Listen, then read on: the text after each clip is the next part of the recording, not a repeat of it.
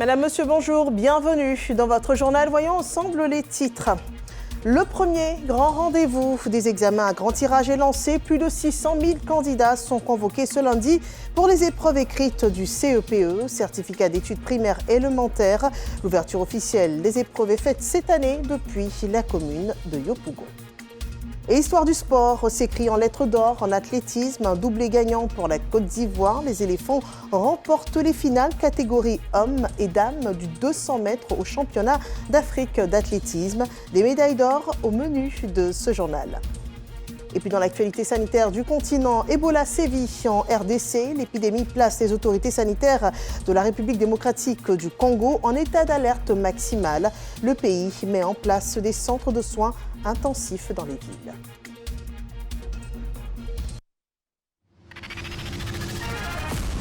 Les épreuves écrites du CEPE sont en cours dans tout le pays. 609 384 candidats sont convoqués pour cet examen. 2763 centres ont été ouverts donc pour ces épreuves du certificat d'études primaires élémentaires. Et cette année, la commune de Yopougon a accueilli le ministère de l'Éducation nationale pour l'ouverture officielle des épreuves. Le point de Hamidi Rassouba et Richard Vao. C'est le grand jour pour les 609 384 candidats du CM2. Aujourd'hui, démarrent sur toute l'étendue du territoire national les épreuves du CEPE, certificat d'études primaires élémentaires, section 2026. Au groupe scolaire Palmeraie, dans la commune de Yopougon, stress, concentration et espoir se lisent sur les visages des potentiels pensionnaires des lycées et collèges. Oui, je suis confiante. Tout va bien se passer. Je viens de lire un peu ça. Au-delà des épreuves, Nguessan Kofi, ministre de l'Éducation nationale, et Adama Bitogo, maire de la commune, rassure les élèves avant le début des compositions. Commencez les enfants, commencez par lire le sujet, le texte d'abord, puis ensuite réfléchissez, écrivez lisiblement. Vous avez compris? Pas paniquer. Bonne chance à vous.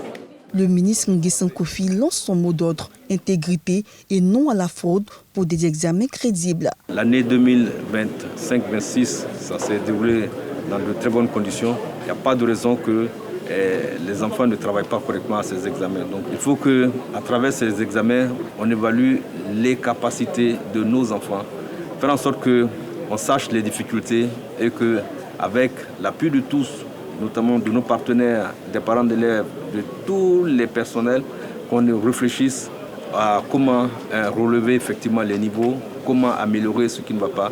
Mais il faut qu'il y ait une base. Les candidats composent dans 2763 centres d'examen. Les résultats seront proclamés le 1er juin prochain à 14h. L'examen du CEPE marque le début des examens scolaires à grand tirage de l'année 2026.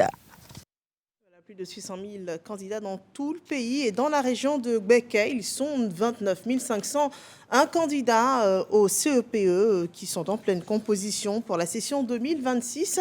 126 centres d'examen ont été ouverts dans cette région. Gervais Kwasi rapporte l'ouverture de la session dans la ville de Bouaké.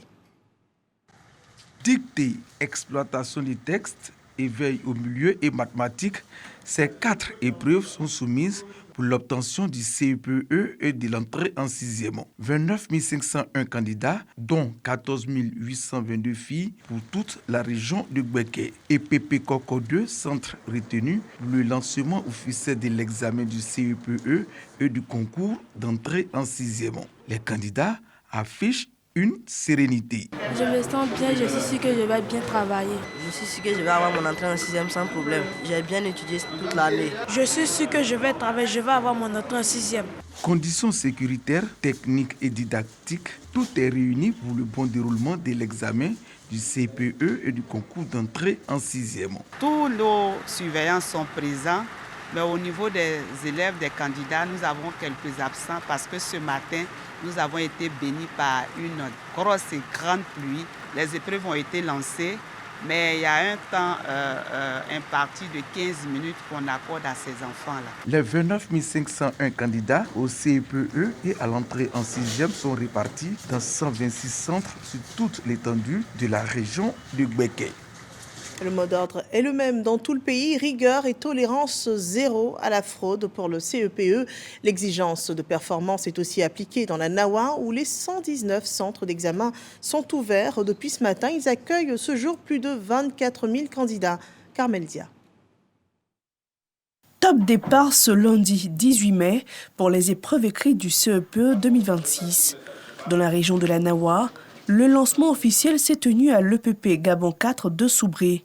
Autorités administratives, responsables du système éducatif et forces de sécurité sont mobilisés pour assurer le bon déroulement des épreuves. Cette année, 24 845 candidats composent dans les 119 centres repartis à travers la région. Nos maîtres nous ont bien préparés avant de venir à l'examen, car les sujets qu'ils nous ont donnés sont un peu faciles. Un examen placé sous le signe de la rigueur et de la lutte contre la fraude. Même appel à la responsabilité du côté des responsables de l'éducation nationale qui invitent surveillants et encadreurs à veiller au bon déroulement des compositions. Nous allons demander aux enfants de se concentrer, de croire en eux-mêmes et toutes les dispositions sont prises sur l'étendue de la drainalité de Soubré pour que les examens se passent dans les meilleures conditions. Le message que le ministre de l'Éducation nationale donne à tous les acteurs, c'est de faire en sorte que la fraude soit combattue sur tous les plans pour que nous ayons des résultats crédibles. Dans les centres d'examen de la Nawa, les candidats sont appelés à garder confiance. Ils poursuivent les épreuves avec l'espoir de décrocher leur entrée en classe de 6e. Et durant cette période d'examen à grand tirage dans le pays, la lecture est un exercice commun à toutes les épreuves. Et dans la commune de Yopougon, les élèves y ont été un peu préparés par la caravane du patrimoine livresque ivoirien. C'est un rendez-vous autour du livre pour renforcer les acquis de l'année scolaire 2025-2026, mais aussi renforcer l'amour de la lecture. Davis Oyo. Sous cet abri, des élèves plongés dans la lecture. Ils feuillettent et se familiarisent aux livres, certes anciens, mais avec des connaissances toujours d'actualité. C'est le livre de sciences et technologies qui a attiré mon attention. Parce que j'aime la science, j'aime beaucoup lire les livres qui sont en rapport avec la science. J'aime beaucoup m'instruire. Je trouve ça bien, ça nous permet de se cultiver encore plus, de connaître l'histoire de la Côte d'Ivoire. Nous sommes au lycée municipal Pierre Gadier de Yopougon, dans le cadre de la première édition de la caravane du patrimoine livresque ivoirien. Le livre est toujours utile, quel que soit son âge. Donc aujourd'hui, nous sommes là pour vous. Ce voyage, à travers les œuvres romanesques, conduit ses apprenants dans l'univers de certains leaders politiques, notamment celui du premier président de la Côte d'Ivoire, Félix Houphouët-Boigny. Ici, on lit le livre du Houphouët-Boigny. Ça nous parle de l'histoire du Houphouët-Boigny. Comment il a pris l'indépendance de la Côte d'Ivoire. Tout ce qu'il a fait, qu'est-ce qu'il était avant. Ça nous explique tout. Une idée de l'association des bouquinistes et libraires du Côte d'Ivoire. L'objectif, c'est pour permettre à nos enfants de s'intéresser à la lecture. Et avec les anciens livres qu'on a, ce sont des livres qui ont marqué les temps. Et ça permet aussi les enfants de découvrir ces documents-là. Et ces documents sont vraiment utiles pour eux. Une démarche loin de déplaire au corps enseignant du lycée. Je trouve que l'initiative des bouquinistes est bienvenue parce qu'elle encourage à la lecture. Un élève qui lit, les choses deviennent plus faciles pour lui. Son expression s'améliore, son vocabulaire s'améliore et il devient un élève plus performant en classe. Prochaine étape de la caravane du patrimoine livresque ivoirien, les lycées modernes d'Andokwa et de jeunes filles de la commune de Yopougon. Cette caravane vise également à susciter l'intérêt des élèves pour la lecture durant les vacances scolaires. Et partons dans la ville de Mans. Le lycée moderne Dion Robert est aussi centre de composition pour cette période d'examen de fin d'année scolaire. Fondé en 1966, c'est un établissement qui a certainement vu passer de nombreux candidats et c'est là pour toutes les épreuves. Cette école a une grande histoire, vieille de 60 ans, un jubilé de diamant qui célèbre l'engagement au service de l'éducation nationale et de la formation en Côte d'Ivoire. Et c'est une histoire qui fait également mention d'un symbole d'excellence académique pour la région du Tampi. Christian Mandé. 1966-2026, le lycée moderne Dion Robert de Mans célèbre ses 60 ans d'existence. 6 décennies consacrées à la formation de plusieurs générations de cadres ivoiriens, aujourd'hui au service du développement du pays. Voilà le nom de notre père, de notre défunt père Dion Robert. gravé au fronton de ce lycée n'est pas seulement un honneur, c'est un acte qui donne un sens éternel à son parcours et aux valeurs. Cette célébration a également été marquée par des témoignages et des souvenirs d'anciens élèves. Nous étions à l'internat, nous sommes allés passer le baccalauréat probatoire à Daloa. Et évidemment, le lycée John Robert a donné les meilleurs résultats au baccalauréat. Pour la coparrain et parrain de cette cérémonie, le lycée moderne John Robert demeure un symbole d'excellence éducative dans la région du Tonkouy. Ce lycée qui porte le nom d'un des illustres de notre région et de notre ville n'est pas seulement une école. C'est une maison du savoir, un lieu où se forgent les caractères, où naissent les ambitions. Le lycée John Robert n'est pas une école ordinaire. C'est une institution de référence qui a formé des femmes et des hommes qui contribuent aujourd'hui au développement de notre pays dans plusieurs domaines. Le représentant du ministre de l'Éducation nationale, de l'alphabétisation et de l'enseignement technique a pour sa part traduit la fierté des autorités face au parcours remarquable de cet établissement sexagénaire. 60 ans d'existence pour l'établissement scolaire ne constitue pas une simple donnée chronologique. C'est un patrimoine vivant. C'est surtout l'histoire d'un engagement permanent au service du savoir et de la République. La cérémonie marquant les 60 ans du lycée moderne John Robert de Mans s'est achevée par la distinction de plusieurs cadres de la région, honorés pour leur contribution au développement local et national. Et pour le développement du pays, on peut compter sur la jeunesse. Et à Korogo, un forum sur le programme jeunesse du gouvernement a réuni les jeunes de la région du Poro, une session d'information et d'engagement autour donc du programme jeunesse du gouvernement pour la session période 2026-2030, suivant ce point de Siekwasi. Face aux jeunes arrivés des 4 coins de la région du Poro pour prendre part à ce forum, le ministre de la Communication, en sa qualité de parrain naturel de cette jeunesse, Amadou Koulibaly a fait le tour d'horizon sur la politique générale du président de la République pour la Côte d'Ivoire. Concernant la jeunesse, les grandes articulations du programme jeunesse 2026-2030 ont été largement développées. Parmi les points clés, la responsabilité de la jeunesse face aux nombreux projets contenus dans ce vaste programme, notamment l'insertion à travers l'agence emploi jeune. Également développer la responsabilité du jeune face aux défis sécuritaires au plan national.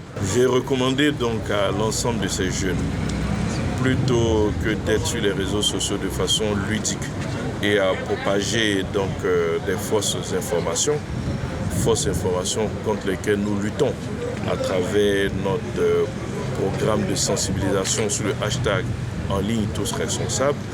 Je les ai appelés à aller à l'information en suivant davantage les sites officiels de diffusion de l'information gouvernementale que sont les journaux télévisés ou alors donc la presse gouvernementale notamment, de sorte qu'ils puissent avoir la vraie information et qu'ils puissent bénéficier de tous les dispositifs que l'État met à leur disposition. Les jeunes du Poro sont conscients qu'ils doivent donner l'exemple à leurs camarades du reste de la Côte d'Ivoire. Ils s'engagent. Nous avons, dans le cadre donc, du programme de lutte contre la fragilité des zones frontalières, abordé un pan de la sécurité de nos frontières à ces jeunes-là, en les appelant à être de véritables ambassadeurs de la sécurité, de communiquer avec les autorités administratives, politiques et sécuritaires de la localité, mais également d'être des citoyens de plus en plus responsables, plutôt que de se lancer à des actes d'incivisme, de se mobiliser à utiliser les canaux traditionnels, des canaux indiqués pour que, en tout cas, ces programmes-là puissent se résoudre dans la mesure du possible très rapidement. Ce forum est à l'initiative de l'Association des jeunes pour le développement du Nord, AJDN. Plus de 1000 participants enregistrés au cours de ce rendez-vous du partage d'expériences entre les jeunes du Poro et leurs camarades du reste de la Côte d'Ivoire. La politique ivoirienne d'intégration régionale est présentée. C'est un plan stratégique qui couvrira la période de 2026 à 2030 pour faire face aux défis sécuritaires, économiques et géopolitiques. Alors, institutions, secteur privé et société civile sont engagés à construire une intégration africaine plus efficace et plus proche des réalités des populations ivoiriennes. Michel Tigré. C'est un atelier consacré au processus d'élaboration du plan stratégique de l'intégration régionale 2026-2030. À travers cette rencontre, le gouvernement ivoirien veut bâtir une stratégie plus cohérente et adaptée aux nouvelles réalités économiques et géopolitiques de la sous-région. Face aux défis liés à la sécurité, à la mobilité des personnes et des biens, aux infrastructures, au commerce intra-africain, les organisations régionales et leurs États membres se sont engagés dans une dynamique de renforcement de la coopération et de l'intégration communautaire. À l'ouverture des travaux, le ministre Adama Dosso a rappelé que l'intégration régionale constitue une nécessité stratégique pour les États africains. Aucun pays ne peut à lui seul relever efficacement les défis du développement durable et de la compétitivité. L'intégration régionale devient donc indispensable, une exigence stratégique pour nos États si nous voulons bâtir un espace régional résilient et davantage tourné vers le progrès économique et social de nos populations. La Côte d'Ivoire, sous le leadership de son excellent M. Alassane Ouattara, qui s'inscrit résolument dans cette dynamique et a fait donc de l'intégration régionale un pilier de sa politique étrangère et de son développement économique. Le PSI 2026-2030 ambitionne de favoriser une intégration plus inclusive et davantage centrée sur les besoins des populations. Et les télécoms sont en premier plan pour connecter les peuples efficacement. D'ailleurs, il a été célébré hier la journée mondiale des télécommunications. Et cette année, l'accent est mis sur le renforcement de la résilience dans un monde connecté. Le ministère de la Transition numérique a décliné la vision ivoirienne pour mettre le digital au service du quotidien des populations. Marlène Zokolo, Davis Soyo et Ulrika Dongo. Garantir la stabilité et la sécurité du réseau Internet en Côte d'Ivoire, c'est le message clé de la déclaration du ministre de la Transition numérique et de l'innovation à l'occasion de la Journée mondiale des télécommunications et de la société de l'information. Pour Djibril Ouattara, renforcer le réseau permet de protéger les secteurs prioritaires et d'assurer la fluidité des activités économiques et administratives du pays. Dans un monde où les technologies de l'information sont devenues vitales, renforcer la résilience des réseaux, c'est garantir la continuité des services de santé, d'éducation et des infrastructures essentielles face aux crises, aux pannes et aux cybermenaces. Pour concrétiser cette vision, le gouvernement s'appuie sur le plan national de développement avec en ligne de mire rendre nos réseaux numériques plus solides face aux imprévus. Franchit un cap historique avec le lancement du plan national de développement 2026-2030. C'est dans cet esprit que nous structurons notre action autour de 7 piliers stratégiques, dont 3 illustrent particulièrement notre engagement en faveur de la résilience numérique.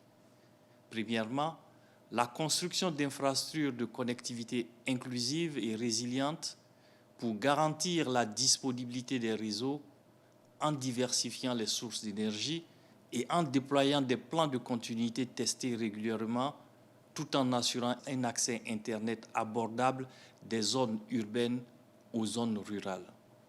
Deuxièmement, le renforcement de la cybersécurité et de la confiance numérique pour protéger les citoyens et les institutions contre les menaces croissantes, notamment les cyberattaques et les manipulations de l'information. Troisièmement, le développement des compétences numériques pour permettre à chaque citoyen de s'approprier efficacement les outils du numérique. L'objectif est défini, combler la fracture numérique, construire un avenir où chaque Ivoirien bénéficiera des opportunités liées à la digitalisation.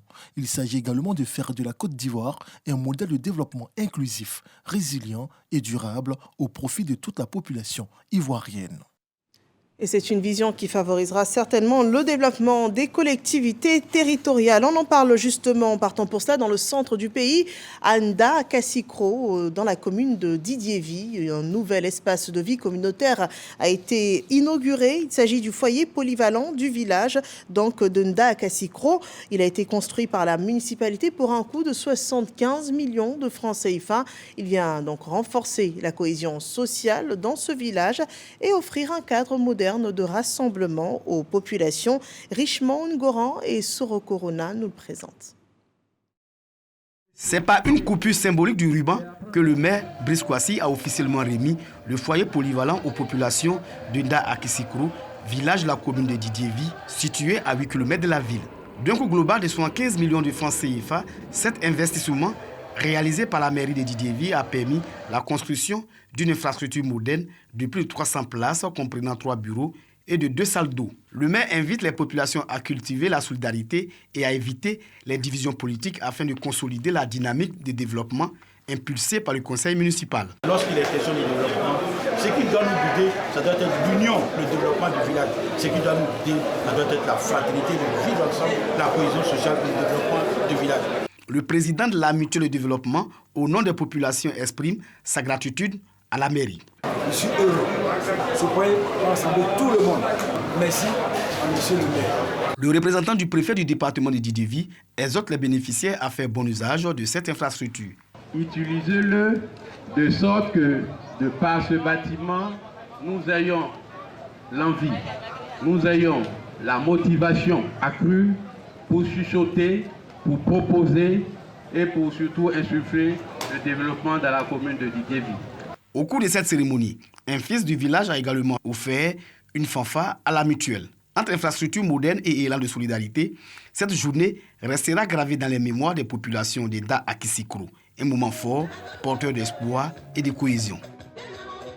Le développement, c'est aussi le renforcement de l'offre de soins dans les villes de Côte d'Ivoire. Nous partons au nord-ouest de la Côte d'Ivoire, dans la région du Bafing, où un don est apporté au système sanitaire. Des équipements médicaux apportés au centre hospitalier régional de Touba et également au centre de santé ruraux de Gbanadougou et Kamasela. L'objectif, améliorer la qualité de soins, renforcer le plateau technique de ces structures sanitaires et réduire bien évidemment la mortalité maternelle et infantile. Christian Mandé. Des bassins obstétricaux, des spéculums métalliques, des aspirateurs électriques, des lits d'hospitalisation, des paravents, un échographe à Doppler ainsi que des boîtes d'insertion. C'est un important lot d'équipements médicaux qui a été remis à l'établissement public hospitalier régional de Touba ainsi qu'au centre de santé ruraux de Gbanadougou et de Kamasela dans la région du Bafing. À travers ce geste, le maire de Touba, Moussa Sanogo, et son équipe municipale entendent renforcer le plateau technique des structures sanitaires locales, améliorer la prise en charge des patients et contribuer à la réduction de la mortalité maternelle et infantile. Vous venez, en moins de 3 mois, nous remettre du matériel pour ces services. Nous ne pouvons qu'être heureux. Ces équipements seront bien tenus pour le bonheur de nos populations. Des équipements qui viennent combler un besoin réel dans ces localités où l'accès à des soins de qualité reste parfois limité. La question de la santé étant une affaire de tous nous devons nous y mettre. Et c'est pour ça qu'au niveau du conseil municipal, on a décidé également aussi d'apporter notre petite pierre à l'édifice pour renforcer donc les capacités de l'hôpital à prendre en charge donc, la question de santé de nos populations. Chacun de ces matériels va contribuer à faire recouvrer la santé à nos papas, à nos mamans, à nos frères, à nos sœurs. Donc c'est quelque chose qui est d'une portée extrêmement importante. Dans cette dynamique de modernisation des services publics, Moussa Sanogo a également annoncé la mise en place d'un dispositif innovant, le boss de l'état civil. Installé au sein des structures sanitaires, ce guichet permettra de déclarer les naissances immédiatement après l'accouchement et de délivrer rapidement les actes de naissance, garantissant ainsi à chaque nouveau-né une existence légale dès ses premiers instants. Parlons encore de santé, précisément des maladies de la thyroïde. Sur donc cette maladie, une campagne de sensibilisation est lancée, une campagne d'information et également d'encouragement au dépistage précoce de ces maladies. Une campagne lancée par l'Association des malades de la thyroïde de Côte d'Ivoire. Ignace Allé, Davis Oyo et Ulrika Dongo. Mieux faire connaître la maladie et améliorer la prise en charge des malades est l'objectif de cette campagne de sensibilisation contre la thyroïde, un projet mis en œuvre par l'Association des malades de la thyroïde de Côte d'Ivoire. Souvent, tu te sens fatigué, tu as l'insomnie, tu es un peu agressif, très nerveux, surtout les femmes. On est très nerveux. Ça fait que c'est difficile même à te supporter à la maison. Et ça, c'est les symptômes. Il ne faut pas attendre pour avoir tous ces symptômes pour aller faire le dépistage de la thyroïde. Ça, c'est mon combat. Plus tu fais plus tôt, il y a des personnes qui sont guéries à 6 mois, il y a des personnes c'est 18 mois. Mais moi, comme c'était chronique, j'ai fait 22 ans. Les femmes sont les plus touchées par cette pathologie qui forme une petite glande de 5 cm de diamètre située sous la peau du cou. Quand je me couche sur le dos, je suis étouffée. C'est comme ça que je suis allée à l'hôpital et ils m'ont dit d'aller faire une radio. Après, ils m'ont dit de faire échographie. Quand je fais celle-là, ils ont su que c'est la thyroïde. Bon, par manque de moyens, ils m'ont dit d'aller faire des examens. Je ne suis plus partie. Et c'est comme ça que je suis restée aujourd'hui. Et aujourd'hui où je vous parle, c'est devenu plus grave. Je ne peux pas marcher de là à là. Je me suis fait opérer 2 fois. Donc maintenant, vraiment, à force de suivre, au début, mes rendez-vous étaient à 1 mois, 2 mois, 3 mois. Maintenant, après, c'est tombé à 6 mois. Maintenant, après, on dit 1 an. Maintenant, c'est tombé à 2 ans. Les causes des problèmes de thyroïde, une maladie qui peut être associée au goitre, dépendent du type de dysfonctionnement. Les plus fréquents sont les maladies auto-immunes, les carences en iode, les nodules et l'inflammation de la glande. En sport, c'est une histoire d'or qu'écrivent nos athlètes. Un doublé gagnant pour la Côte d'Ivoire. Les éléphants ont remporté les 2 finales du 200 mètres du championnat d'Afrique d'athlétisme. 2 médailles d'or grâce aux prouesses de Mamoudou Koné et chez les dames et Cheikhna Traoré chez les hommes. Mouyabi Diabaté nous raconte. Connie Mamoudou is the new champion in the women's 200 meters. Le sprint ivoirien continue de faire briller la Côte d'Ivoire sur la scène continentale. Dans une finale du 200 mètres féminin très disputée, Mamoudou Koné a fait parler sa puissance et sa vitesse pour franchir la ligne d'arrivée en tête. Médaille d'argent à Douala, Mabou s'est paré d'or avec un chrono de 23 secondes 35 centièmes. Chez les hommes, Cheikhna Traoré a également livré une prestation de haut niveau. Auteur d'un départ explosif et d'une excellente gestion de course, l'athlète ivoirien a su conserver son avance jusqu'au bout pour offrir à la Côte d'Ivoire une 2e médaille d'or sur le 200 mètres avec un chrono de 20 secondes 32 centièmes. Sur le 400 mètres féminin, Denis Dindi s'est illustré en décrochant la médaille d'argent au terme d'une course maîtrisée. Grâce à cette nouvelle performance, la Côte d'Ivoire boucle ce championnat d'Afrique d'athlétisme avec un total de 6 médailles, 4 en or, 1 en argent et 1 en bronze. L'actualité internationale à présent, RDC, l'épidémie d'Ebola a sévi et place les autorités sanitaires en état d'alerte maximale. Des centres de soins d'urgence sont au cours d'installation dans le pays. Déjà 59 patients reçoivent des soins intensifs selon le ministre congolais de la Santé. L'Organisation mondiale de la santé a décrété donc il y a quelques jours une urgence de santé publique internationale après plus de 300 cas suspects dans le pays et 88 décès recensés entre la RDC et l'Ouganda, voisins, et autres inquiétudes. Un cas confirmé a été détecté à Kinshasa, à plus de 1000 km du foyer principal de l'épidémie.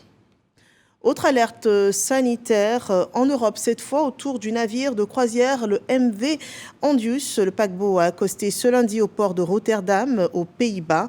Donc ce lundi, après plusieurs décès liés au foyer de hantavirus à bord. 3 passagers, on le rappelle, ont perdu la vie depuis le début de la croisière. 7 cas confirmés et 1 cas probable ont été recensés selon les autorités sanitaires. Le virus rare et potentiellement mortel peut se transmettre entre humains dans certaines formes, même si l'OMS estime que le risque global reste encore faible. Le G7 se réunit ce lundi en France. Le G7 Finance, donc une réunion des ministres d'économie et de finances pour une réponse économique aux conséquences du conflit au Moyen-Orient. Nous vous donnerons plus d'informations dans nos prochaines éditions. Et cette information qui nous est rapportée depuis ce matin, le décès de l'artiste ivoirien Abomey l'éléphant, donc le rap ivoirien qui est en deuil après l'annonce ce matin du décès de l'artiste Abomey l'éléphant, de son vrai nom, Anassin Boris Médard, décès survenu ce lundi 18 mai 2026 au CHU de Trècheville. Et voilà, nous allons achever cette édition sur ces mots et sur le clip de l'artiste, le regretté artiste Abomey, l'éléphant. Je vous souhaite un excellent après-midi sur RTI1. Patron Bébéto, Talon le sorcier, Gitou Balobi, Coco Bélé, Coco, je suis le fils du coq.